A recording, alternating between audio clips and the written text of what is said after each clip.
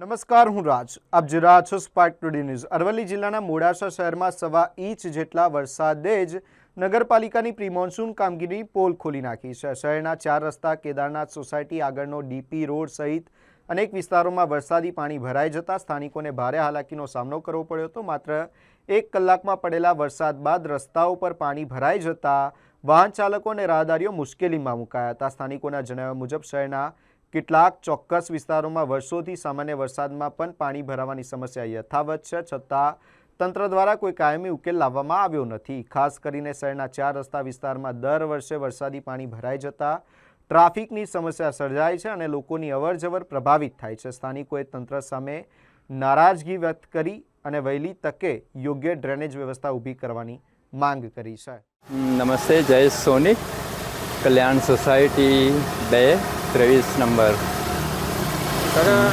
જે પ્રમાણે હાલ સામાન્ય વરસાદ પાણી ભરાય છે, કેટલા સમય જે પાણી ભરાવાનો નિકાલ થતો નથી ને કોને કરો રજૂઆત? વાત એવી છે, આને તો ઘણા વર્ષો થઈ ગયા જી, 25-30 વર્ષથી આ પ્રોસેસ ચાલે છે.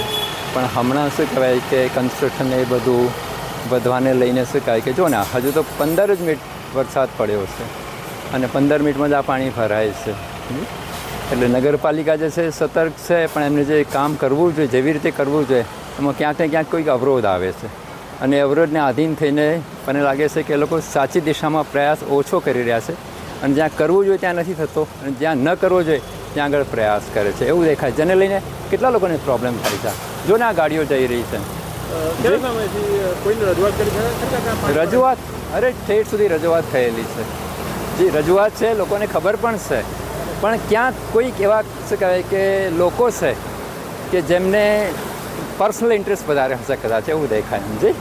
અને એને લઈને સમાજગત જે કહેવાય એમ કે શહેરી લોકોને જે તકલીફ પડે છે તો એનું સોલ્યુશન જે છે એના પર કેમ કરીને શું કહેવાય કે સક્રિય સ્ટેપ્સ લેવાય, એમાં પોતાની થોડીક વિચારધારા જે છે એને બાજુ પર રાખીને તો વધારે સારું પડે. નહીં તો સ્વાભાવિક છે દરેક પોતાની રીતે ચાલવાનું જી. તો એવી જ રીતે ચાલશે તો એમને તકલીફ પડવાની જી, કારણ કે પાણી તો પાણી છે જી. ક્યાંક ભરાશે ને વધારે વરસાદ આવશે તો પછી બીજે પણ જશે એમ જી.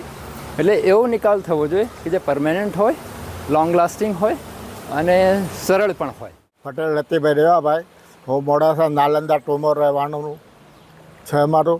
અને રામ પાર્ક સોસાયટીમાં અવારનવાર ચોમાસામાં ભરપૂર પાણી ભરાય છે અને જવા આવવાની તકલીફ પડે છે અને ગટરો પણ ઉભરાઈ રહી છે. એટલે આ તંત્ર અંધોર ચાલી રહ્યું છે અને એનો નિકાલ કોઈ પણ કરવામાં આવતો નથી.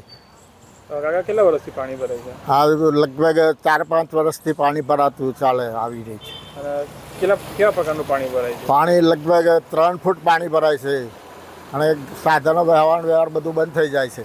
એક્ટિવાઓ, ગાડીઓ, તમામ સાધનો પાણીની અંદર બધો બંધ થઈ જાય છે.